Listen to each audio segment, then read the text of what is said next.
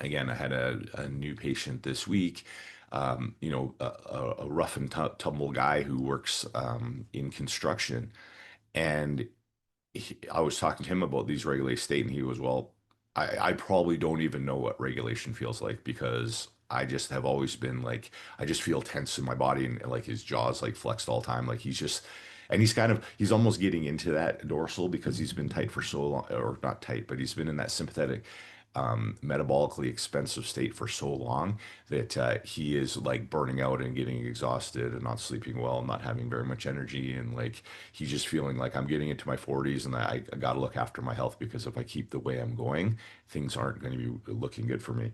And so I said, well, let's just pay attention to this. So as I always go through, I'm like, feel this before, feel how this moves, feel the zigzag pattern in your spine. Can you feel that? And it's just almost like you're opening their eyes. I always call it the physiology concierge. I'm like reintroducing their brain to their body. And so after I adjust it, and then I have them feel it again. And he's like, holy, like they always do. They make that big noise. They're like, whoa, what is that? That's crazy.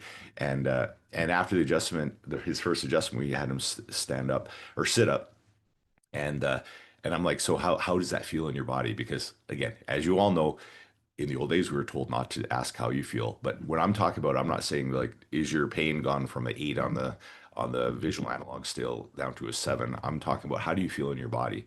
And it was so funny because he's like, I I don't even know. Like I don't even have a word to explain this because I've never felt this. I just need a second. And so that's regulation.